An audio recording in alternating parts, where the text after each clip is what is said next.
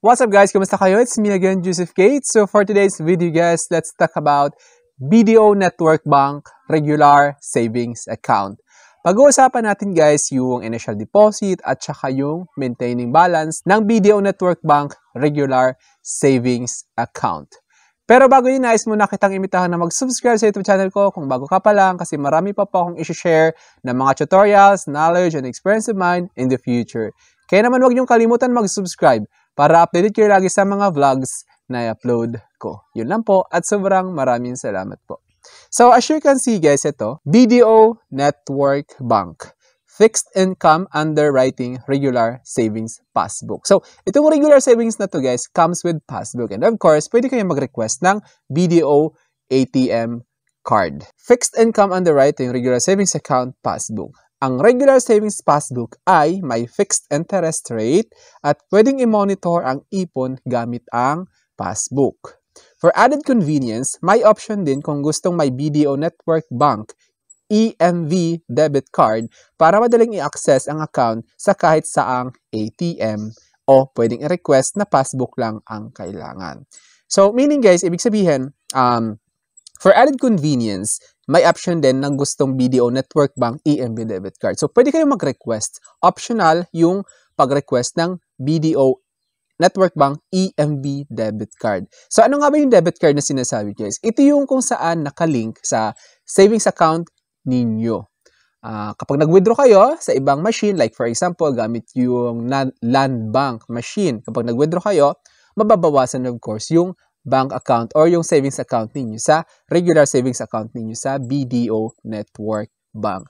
So ito guys, nais ko lang i-highlight to raise awareness na kapag may ATM card kayo or debit card na nakalink sa savings account ninyo sa BDO Network Bank, nais kong malaman ninyo na naglalaman ng confidential details yung debit card na yon. Andyan yung card number at saka yung expiry date. And then yung CVC sa likod. Yung 3 digits, di ba, sa harap, andyan yung card number. Pag tinalikod din yung may parang itim, yung magnetic stripe. So, sa baba, may number dyan. Kailangan alagaan nyo yan kasi confidential yan. Huwag na huwag yung ipipicturan at saka ipopost sa Facebook kasi pag nakita yan at na-save, pwedeng gamitin yan sa online transactions. So, klaro yun guys ha. Para hindi nyo sinisisi yung BDO kapag nawawalan kayo ng pera sa savings account ninyo. Kahit anong bangko yun guys actually. At pwede rin, kung ayaw nyo ng BDO debit card, kung takot kayo, kung hindi nyo kayang pangalagaan yung details na yon, huwag na kayo mag-request ng debit card. Pwede namang passbook lang kasi yung kailangan. Yun nga lang, kapag kailangan nyo ng mabilis na pera, hindi kayo makaka-withdraw sa ibang machine or sa BDO machine kasi wala kayong debit card. Kailangan nyo pumunta mismo sa branch of account ninyo. Yun nga lang, yung hassle doon. Ngayon, pag-uusapan natin yung features ng BDO Network Bank Regular Savings Passbook. So, yung initial deposit niyo guys is 500 pesos. Compared to BDO Unibank, kasi kung mapapansin nyo guys, BDO Network Bank, may BDO Unibank din. Yung kaibahan naman ng BDO Network Bank guys is mas mababa yung initial deposit at saka yung maintaining balance. Kasi sa BDO Unibank ha, hindi Network Bank. Kasi ganito, may passbook, 10,000 yon. Samantala dito sa Network Bank, 500 pesos lang. At saka yung minimum monthly average daily balance niya or ADB. Pag sinasabing ADB guys, average daily balance.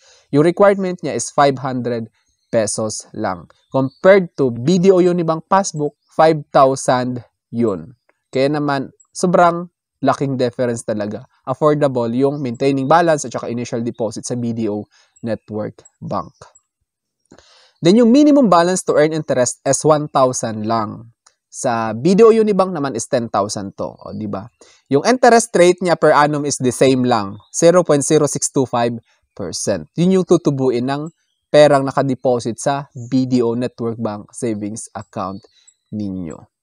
Then ngayon yung service fees and charges. So huwag kayong matakot guys sa service charges and charges kasi natural ito sa lahat ng banks. Account closure within 30 days is 100 pesos. So kapag nag-close yung account ninyo sa loob ng 30 days nung na-inopen ninyo, 100 pesos yung charge. Below minimum balance. So when we say below minimum balance guys, di ba yung nakalagay, nakita nyo dito is minimum monthly ADB or average daily balance is 500. So, kailangan ma-maintain ninyo yung 500 pesos na yan para hindi kayo i-charge ni BDO Network Bank ng 100 pesos kapag bumagsak sa 500 yung balance. So kailangan maintain yung 500 pesos na average daily balance doon. Account dormancy. So, account dormancy, guys, is yung walang transaction. Pinatulog ninyo yung savings account ninyo sa BDO Network Bank. From the word itself, dormancy. Ibig sabihin, hindi gumagalaw. 30 pesos siya. Withholding tax for interest earned. So, ito guys, tax na naman tayo. Baka magulantang na naman kayo. Yung pera ko sa bangko, sa BDO may tax. Hindi ganun yun. Hindi mababawasan yung nilagay ninyong pera. Yung mababawasan lang is yung interest earned. So, when you say earned, yung tinubo ng pera. Like for example, minimum balance to earn interest is 1,000 pesos. So, ngayon, yung 1,000 pesos na yan, i-multiply natin siya ngayon sa 0.0625%. So, yung resulta niyan, yun yung kikitain or tutubuin niya sa loob ng isang taon. Tapos ngayon, syempre, di ba yung isang taon is 12 months siya. So, yung 1,000 pesos times 0.625%, yung product niya is i-divide nyo siya sa 12. Di ba? Kasi 12 months yung isang taon. Kasi per annum, when you say per annum, per year, yung tutubuin ng pera ninyo. So, ibig sabihin, per year, 0.625%.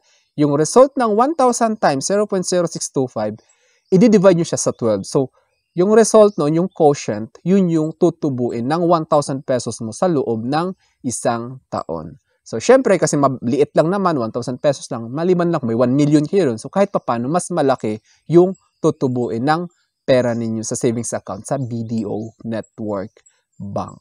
So, klaro tayo guys sa withholding tax ha. Baka kasi magulantang na naman kayo yung savings ko may tax. Hindi po mababawasan yung dineposit ninyong pera. Intact yun. Hindi yun mababawasan. Talagang kung magkano yun, tutubo lang yun ng cents, centavo. Ganon siya. Then ito guys, yung explanation ng mga binasa natin kanina, yung MAD, yung average daily balance, yung account closure fee. So ito yung explanation. MAD-B, monthly average daily balance. Pangalawa, so yung sabi ko, di ba, kailangan i-maintain mo yun. Account closure fee will be collected if account is closed within 30 days from account opening. So yung account closure fee, which is amounting to 100 pesos. Falling below minimum balance fee will be collected if account falls below the required minimum MAD-B or maintaining average daily balance for 2 consecutive months. The revised collection fee is effective April 1, 2018. So, ibig sabihin, magkasunod na 2 buwan na mababa sa 500 pesos kasi nakalagay dito is maintaining minimum monthly ADB balance requirement is 500. So, kapag bumagsak sa 500, yung regular savings account niyo sa BDO Network Bank, matcha-charge kayo ng 100 pesos. Kasi ayan o, 100 pesos yung below minimum balance. Account dormancy fee will be collected if account is dormant and falls below the minimum maintaining average daily balance. A saving account is dormant if it has no client-initiated activity for 2 years. So, ibig sabihin, sa loob ng 2 taon, magkasunod na walang activity, considered na siya as dormant. So, I think that's all for now. Don't forget to subscribe for more videos. It's me again, Joseph Kate, that says, we don't have cash because we go for cashless transactions. Bye-bye!